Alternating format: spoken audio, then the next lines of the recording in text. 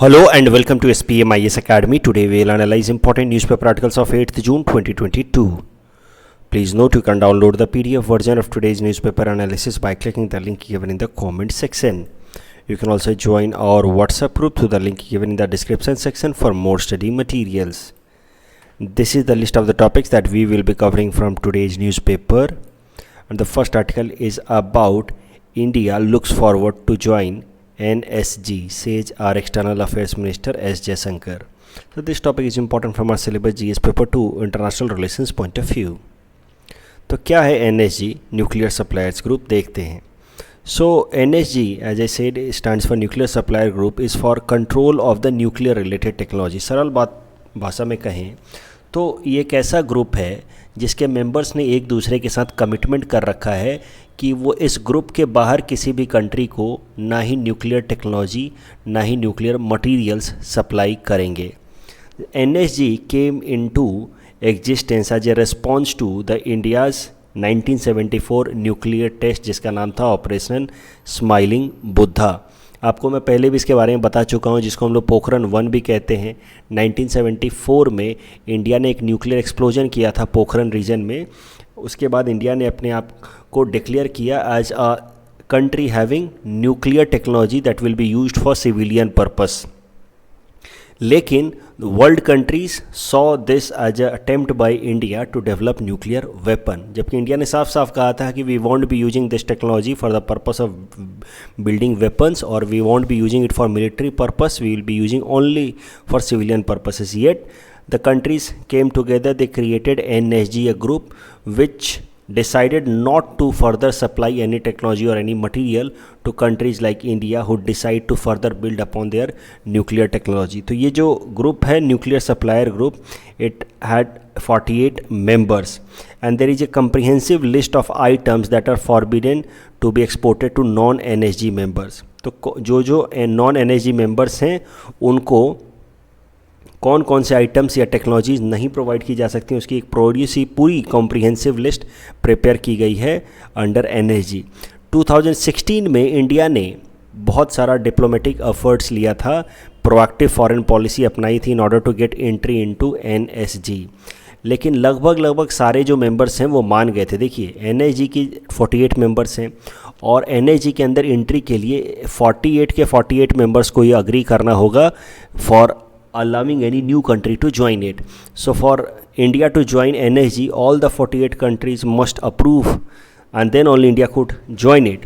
लेकिन चाइना ने इंडिया की एंट्री को ऑब्स्ट्रक्ट कर दिया. China is already A member of this NSG और उसने इंडिया की एंट्री को ऑब्स्ट्रक्ट कर दिया. चाइना ने कहा कि इंडिया शुड और India may be allowed to join NSG only if India signs nuclear non-proliferation treaty. Since India is not a signatory of this NPT, India should not be allowed to be part of NSG. देखिए, वैसे कोई भी formal या constitutional framework नहीं है ऐसा NSG के अंदर कि कोई भी मेंबर अगर NSG को ज्वाइन करना चाहता है तो वो NPT का सिग्नेटरी होना ही चाहिए. ऐसा कोई भी मैंडेट नहीं है. It is nothing sort of that. Yet China ने एक टेक्निकल ब्लॉक लगा दिया ये कह करके कि इंडिया अगर सच में कमिटेड है न्यूक्लियर प्रोलिफरेशन को रोकने के लिए, इंडिया अगर सच में कमिटेड है peaceful use of nuclear energy के लिए, तो India must sign NPT and then only India should be allowed entry to NSG. तो बहुत सारे कंट्रीज़ ने सपोर्ट किया बट एक चाइना ने हमें अपोज किया. उसके अलावा एक दो और कंट्री हैं जैसे स्विट्ज़रलैंड वगैरह, they also oppose and this is how India's entry into NSG which was almost certain in 2016 was denied mainly because of China. तो चाइना ने किस ग्राउंड पे इंडिया की एंट्री को ब्लॉक किया था? That was that India is not signatory to NPT, nuclear non proliferation treaty. तो क्या है न्यूक्लियर नॉन प्रोलिफरेशन ट्रीटी, वो भी ज़रा समझते हैं. As per this nuclear non proliferation treaty, those states who had developed nuclear devices or nuclear technology before 1967, only those states can have nuclear technology, others cannot have. तो इस cut off date के हिसाब से 1966-7 cut off date के हिसाब से only 5 countries could have nuclear weapon or nuclear technologies. These 5 countries are UK, US, France, Russia and China. Coincidentally, these are the P5 countries of UNSC. तो इस हिसाब से countries who have who build nuclear weapon after 1967 would be illegitimate as per nuclear non-proliferation treaty.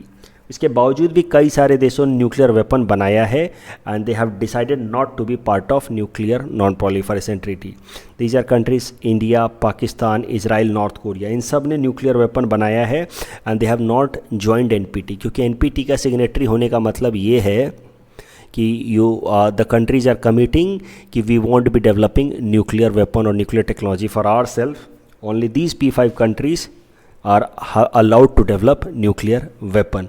अगर South Sudan की बात की जाए तो South Sudan has neither build nuclear weapon nor it has joint NPT. सवाल ये उठता है कि आखिर इंडिया एनपीटी का सिग्नेटरी क्यों नहीं है. When India believes in nuclear डिसआर्मामेंट, ये तो बात आप सब जानते होंगे, right since Nehruvian era India believed in nuclear डिसआर्मामेंट completely. पूरे दुनिया भर में कहीं भी न्यूक्लियर वेपन नहीं होना चाहिए. Then why India is not signatory of NPT? India believes कि NPT is a discriminatory convention or discriminatory agreement. It allows nuclear weapon for few countries. At the same time, it puts a ban from having nuclear weapon on others. So this is how it's a discriminative procedure. India is in favor of complete disarmament, but India is not in a favor of this kind of discriminatory provision. And that is why India is not signatory of NPT. अभी current development क्या है हाल फिलहाल में, जैसा कि आपने देखा first page पे ही हमारे external affairs minister S Jaishankar साहब ने कहा है कि India is looking forward to join nuclear suppliers group by overcoming all the political impediments. तो सबसे बड़ा पॉलिटिकल इम्पेडिमेंट तो चाइना ही होगा. China will again find one way और the other to block India's entry into NSG. अब जरा ये भी एनालिसिस कर लेते हैं कि why should India try to get NSG membership. देखिए, India already follows most of the safeguard norms laid down by International Atomic Energy Agency. तो इसका मतलब ये है कि India already has developed its image as a responsible nuclear weapon state. और इसी कारण से 2006 में there was an Indo US civil nuclear deal because India has established its credibility as a responsible nuclear state. और इस कारण से US ने इंडिया के साथ न्यूक्लियर डील साइन की जिसमें US agreed to supply us nuclear materials that could be used for civilian purposes. तो मुद्दा ये है कि despite being not member of NSG, despite being not a member of NSG, US has been giving us nuclear weapons, nuclear materials, I am so sorry, not weapons, nuclear materials and nuclear technology that could be used for civilian purposes.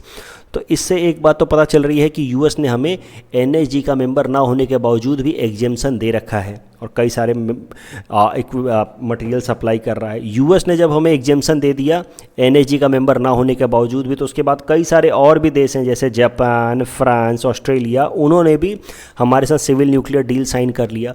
And now they are providing us nuclear materials, nuclear technology that could be used for civilian purposes. तो मुद्दा यह है कि जो जो देश nuclear material या nuclear technology provide कर सकते थे उनके साथ ऑलरेडी हमारा सिविल न्यूक्लियर डील साइन हो चुका है. So India despite not being a member of NSG को प्रैक्टिकल प्रॉब्लम हम फेस नहीं कर रहे. हमें जो टेक्नोलॉजी चाहिए, जो मटेरियल चाहिए, वो हमें ऑलरेडी मिल रहे हैं because most of the countries have given us exemptions without, despite being not a member of NSG. फिर भी क्यों इंडिया को एनएसजी की मेंबरशिप लेने की कोशिश करनी चाहिए वो ज़रा समझ रहे हैं. क्यों इंडिया कोशिश कर रहा है एनएसजी की मेंबरशिप लेने की वो ज़रा समझते हैं. प्रैक्टिकल पर्पसेस के लिए तो हमारी सारे नीड्स पूरे हो रहे हैं, but if India wants to project itself as a superpower, India must get entry into NSG which is a kind of symbolic gesture. देखिए, मैं आपको एक सरल भाषा में बताता हूँ. अगर आप किसी शहर में रहते हैं और वहाँ के आप अपने आप को इन्फ्लुएंशियल इंसान मानते हैं, तो आपकी उस शहर के हर एक क्लब में आराम से एंट्री होनी चाहिए. आप जाएं तो आपको कोई रोके नहीं कि भाई यहाँ कैसे आ गए, आपको एंट्री नहीं अलाउड है. If you are a influential person, you must get entry into all the clubs और all the important places of that city. Similarly, if India believes और India claims itself to be a superpower, it should not be denied entry into any major clubs or major groups of the world, including NSG. तो NSG में जो entry होगी that will be a symbolic gesture to prove India as a superpower. दो practical purposes के लिए कोई बहुत ज़्यादा फ़ायदा नहीं होगा. Yet India should try to obtain membership of NSG. On this topic, we have provided you this prelims practice question. Please attempt this question and you can submit the answer in the comment section. ये question UPSC prelims 2015 में पूछा जा चुका है. The next article is about Rajya Sabha elections and this topic is important from our syllabus GS paper 2 Indian polity point of view. I know कि ये काफ़ी static topic है. इस आर्टिकल में हम डिस्कस करने वाले हैं कि राज्यसभा का इलेक्शन कैसे होता है, बट इंडियन एक्सप्रेस में आर्टिकल आया है, काफ़ी डिटेल में उन्होंने चर्चा की है राज्यसभा के इलेक्शन के बारे में. इस कारण से हम भी यहाँ पे इसको एक बार देख लेते हैं. सो आज set this article talks about the scheduled Rajya Sabha election that is to be held on 10th June. और इस राज्यसभा इलेक्शन में the assemblies of the 4 states will elect 16 members of parliament for Rajya Sabha. And this is how because of this article we are going to discuss the methods of election of Rajya Sabha. So कुछ basic बातें देख लेते हैं. You all know कि India has a bicameral legislature at the union. Bicameral legislature का मतलब है कि we have 2 legislative houses, the Lok Sabha और the lower house, Rajya Sabha and the upper house. Together the parliament constitute 3 entities, the Lok Sabha, Rajya Sabha as well as the President of India. Together they are known as Parliament. अभी राज्यसभा की बात की जाए तो राज्यसभा का अगर historical background देखा जाए तो पहली बार the first bicameral legislature was introduced by Britishers in 1919 as a part of Montagu Chelmsford reform. It is also known as government of India act 1919. उसके बाद आज़ादी के बाद हमने ये bicameral legislature at the union level को continue किया and we named it as Rajya Sabha. Why do we need second house? Rajya Sabha आखिर क्यों बनाया गया है वो भी ज़रा देखते हैं. तो देखिए, सबसे पहले तो फेडरलिज्म का जो हमारा पॉलिटिकल स्ट्रक्चर है उसको इंश्योर कराने के लिए सेंट्रल लेवल पे जो राज्यसभा है या अपर हाउस है उसका मुख्य पर्पस ये है कि स्टेट्स के इंटरेस्ट को प्रोटेक्ट करके रखें. इसीलिए उनको हम लोग कहते हैं Rajya Sabha, because there main goal is to protect the interest of the states. मान लीजिए कोई भी कानून पास हो रहा है पार्लियामेंट द्वारा, तो लोकसभा से जब पास होकर के वो राज्यसभा में पहुंचे तो राज्यसभा के मेंबर्स को इस बात को देखना है कि कहीं ये कानून स्टेट्स के राइट्स, जुरिडिक्शन, पावर फंक्शंस में ब्रीच तो नहीं कर रहा है. मतलब स्टेट्स के राइट्स, जुरिडिक्शन, पावर फंक्शंस को बनाए रखना एक मुख्य जिम्मेदारी है राज्यसभा की. So this is how Rajya Sabha is mainly responsible for ensuring the federal structure of the Indian Constitution. उसके अलावा Rajya Sabha is helpful in preventing misuse in case of majority in Lok Sabha. अगर मान लीजिए कि लोकसभा में किसी एक पॉलिटिकल पार्टी की मेजॉरिटी आ गई तो फिर वो अपनी मन माने तरीके से कोई कानून ना बनाए जिससे स्टेट्स के इंटरेस्ट या राइट्स हैम्पर हों. उस चीज़ को रोकने के लिए we have the check in the form of Rajya Sabha. एक और बात ध्यान से देखो, जैसे लोकसभा में जो भी एमपीज इलेक्ट होकर के जाते हैं they represent a particular constituency. जैसे मान लीजिए कि कामरूप मेट्रो कॉन्स्टिट्यूएंसी को रिप्रेजेंट करेंगे एक एमपी इन लोकसभा, लेकिन राज्यसभा में MPs do not represent any particular constituency, they represent a state. तो राज्यसभा में टोटल आसाम से 7 एमपीज जाते हैं, वो फिर किसी भी कॉन्स्टिट्यूएंसी को रिप्रेजेंट नहीं करते, upper Assam, lower Assam, Dibrugarh, nothing like that. They overall represent, all 7 of them represent Assam and this is how it is expected from all 7 of them to protect interest of Assam as a state. अब जरा बात की जाए composition of Rajya Sabha की, तो article 80 of the constitution lays down कि maximum strength of Rajya Sabha is 250. तो maximum possible strength is 250. Out of those 12 will be the nominated by President of India, while 238 representatives will be elected indirectly though from the state as well as the 2 union territories, Delhi and Pondicherry, who are having legislatures. Now it will have Jammu and Kashmir as well. एक बार Jammu and Kashmir की legislature बन जाती है तो the present strength of Rajya Sabha although is 245. तो देखिए, maximum possible as per article 80 is 250 seats, but present strength is 245 only. Out of this 245, 233 are the elected members from the state or the union territories, while 12 are the nominated members by the president. So president nominate members who are renowned people having special knowledge in the field of literature, science, art and social service, while 233 members are elected by the respective regions either from the state or from the union territory. अब बात की जाए allocation of the seat to the states. अलग अलग states को राज्यसभा में कैसे सीटें एलोकेट की गई हैं.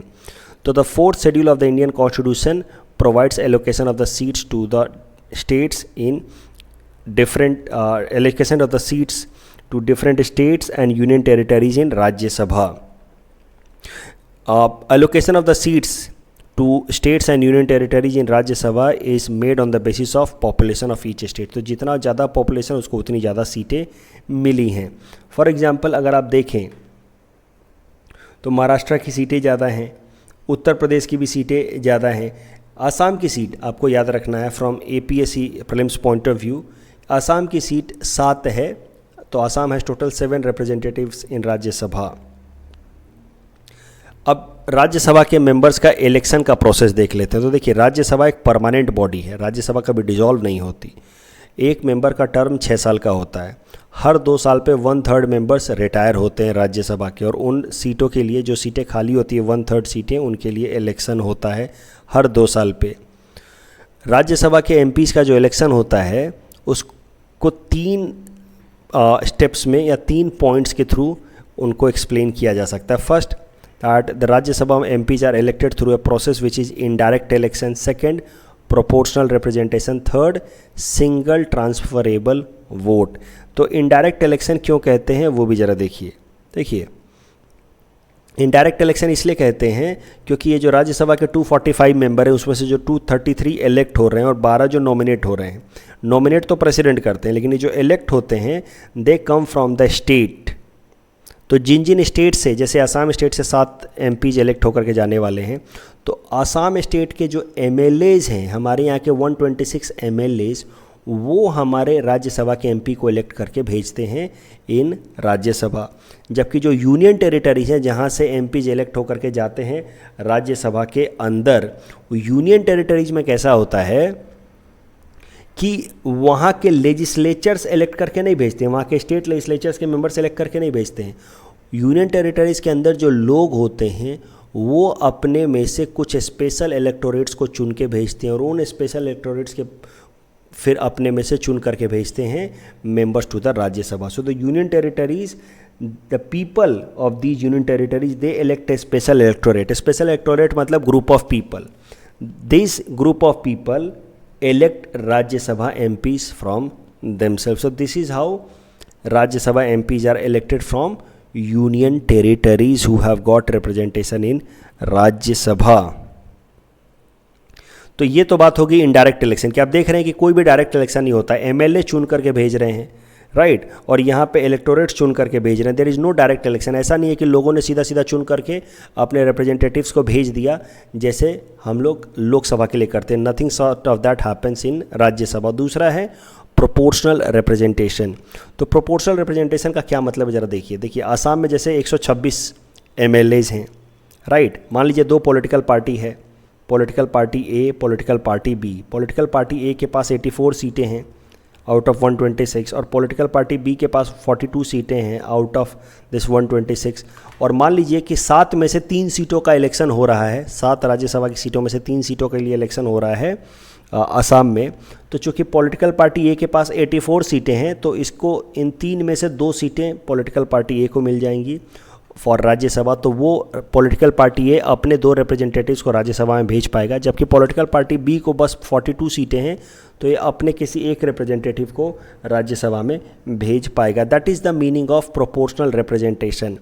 तो जिस पार्टी की जितनी सीटें होती हैं लेजिस्लेटिव असेंबली में, उस हिसाब से उनको सीटें मिल जाती हैं इन राज्यसभा. वो बात अलग है, इलेक्शन का प्रोसेस होता है, लेकिन मोर और लेस ऐसा ही होता है. जिस पार्टी के पास जितनी सीटें, उस हिसाब से उसको वहाँ पे रिप्रेजेंटेशन मिल जाता है राज्यसभा के अंदर.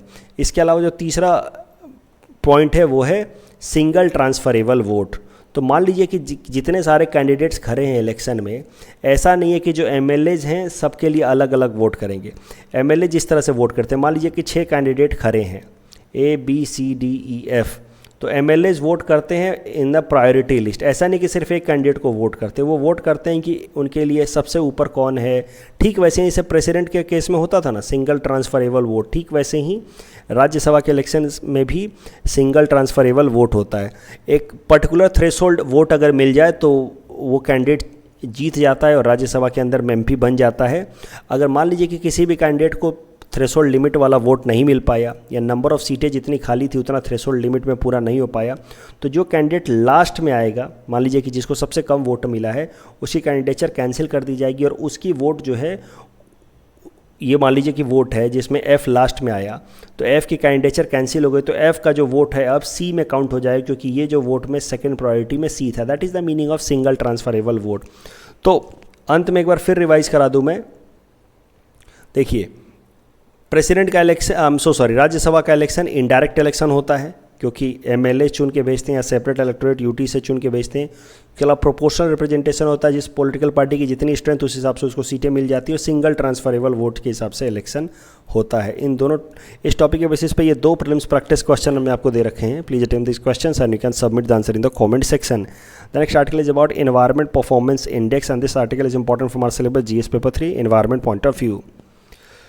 तो Environment Performance Index 2022 has been recently published. It is published by Yale University and Columbia University. Yale University के अंदर एक इंस्टीट्यूट है Yale Center for Environment Law, and Columbia university के अंदर एक इंस्टीट्यूट है Center for International Earth Sciences and Network। इसको दोनों को याद रखना नहीं है। Yale university and Columbia university ने मिल करके पब्लिश किया एनवायरमेंट परफॉर्मेंस इंडेक्स 2022, और इस एनवायरमेंट परफॉर्मेंस इंडेक्स 2022 के हिसाब से India has been ranked at the bottom. 180 देशों में इंडिया की रैंक लास्ट में आई है, 180 नंबर पे आई है।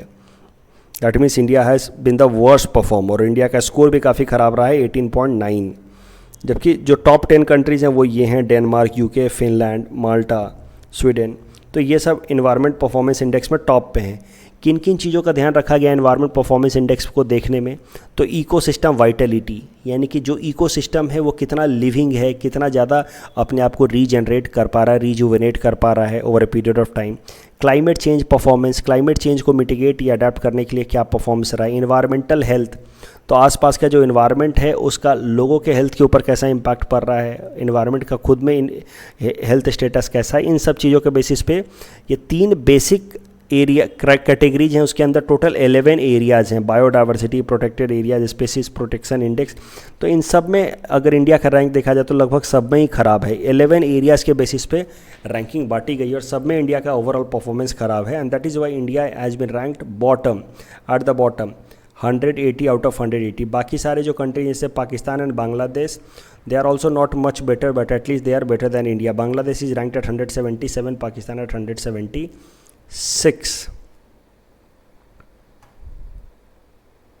The next article is about tour of duty scheme. This topic is important from our syllabus GS paper 3 internal security point of view. देखिए, tour of duty scheme ये एक नया scheme है जो मिनिस्ट्री ऑफ डिफेंस ला रही है armed forces के अंदर अपॉइंटमेंट के लिए। 2020 में आर्म्ड फोर्सेस ने, इंडियन आर्मी ने प्रपोज किया था कि rather than having a permanent recruitment, कुछ ऐसे यंगस्टर्स को रिक्रूट किया जा सकता है इंडियन आर्मी में जो शॉर्ट टर्म के लिए 4 साल के लिए उनको अपॉइंट किया जाए, वो इंडियन आर्मी को सर्व करें, फिर वो अपने अपने बेसिक कामों पे लौट जाएं। तो tour of duty is like internship या temporary experience of 3 years in the Indian army. इसको हम लोग अग्निपथ एंट्री स्कीम भी कह रहे हैं। इसमें boys and girls are expected to attract in this tour of duty scheme या फिर अग्निपथ स्कीम में इट इज़ एक्सपेक्टेड कि best of the best male and female candidates join armed forces for few years, they serve the armed forces and then they again return to their civilian life। तो जो recruits इसको join करेंगे they will be known as Agniveer. और ऐसा नहीं है कि ये जो टूर ऑफ ड्यूटी को ज्वाइन करने वाले जवान होंगे या सोल्जर्स होंगे उनकी ट्रेनिंग में या सिलेक्शन प्रोसेस में कोई भी रिलैक्सेशन होगा, ऐसा नहीं है। तो a youth one selected will be imparted 1 year training and 3 years of service. तो टोटल 4 साल उनको इंडियन आर्मी के साथ जुड़े रहने का मौका मिलेगा, 1 साल का ट्रेनिंग और 3 साल की सर्विसेज। ये जो टूर ऑफ ड्यूटी वाला स्कीम है, it has been adopted in pattern with Israel defence forces IDF।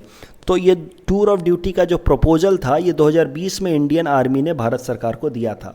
अब करंट न्यूज़ ये निकल के आ रही है कि भारत सरकार ने टूर ऑफ ड्यूटी स्कीम के अंतर्गत अपॉइंटमेंट का प्रोसीजर शुरू कर दिया है। क्या फ़ायदा होगा टूर ऑफ ड्यूटी से? So it will evoke sense of patriotism amongst youth. उनको आर्मी के लिए, देश के लिए काम करने का मौका मिलेगा। It will make youth more discipline. थोड़ा बहुत अनएम्प्लॉयमेंट का प्रॉब्लम भी ख़त्म होगा, क्योंकि जो यूथ टूर ऑफ ड्यूटी के लिए सेलेक्ट किए जाएंगे उनको 4 साल की सर्विस के बाद 10 लाख रुपए का रकम भी मिलेगा, which is exclusive of tax. उसके अलावा उनको एक सर्टिफिकेट या डिप्लोमा की डिग्री भी प्रोवाइड की जाएगी। It will help in cost saving for Indian army as well, क्योंकि परमानेंट रिक्रूटमेंट में काफ़ी ज़्यादा खर्चा होता है, तो कॉस्ट सेविंग होगा इंडियन आर्मी का, जिसका इस्तेमाल किया जा सकता है कैपिटल मॉडर्नाइजेशन में, बेहतर इक्विपमेंट डेवलपमेंट में इस्तेमाल किया जा सकता है। करंट न्यूज़ ये है कि माना जा रहा है कि हाल फिलहाल में 1-2 दिनों के अंदर ही भारत सरकार टूर ऑफ ड्यूटी स्कीम या अग्निपथ एंट्री स्कीम के अंदर रिक्रूटमेंट शुरू करेगी, जिसमें 17.5 साल से लेकर के 21 साल तक के यूथ को first phase of tour of duty scheme के अंतर्गत इंडक्ट किया जा सकता है। इस टॉपिक के बेसिस पे ये हमने मेंस प्रैक्टिस क्वेश्चन आपको दे रखा है, प्लीज़ अटेम्प्ट दिस क्वेश्चन। कल जो हमने आपको प्रैक्टिस क्वेश्चन दिया था उसका आंसर देख लेते हैं। गल्फ कोऑपरेशन काउंसिल के अंदर Iran is not a member, और which is the largest exporter of crude oil, correct answer is Iraq. और fishing cats they are found in areas around mangrove region of Sundarban, but they are not only limited to mangrove region. That is why first statement is wrong. Recently a census of fishing cat was conducted around Chilika Lake. That is true, so the correct answer is option B. That's all from our side for today. Thanks for watching.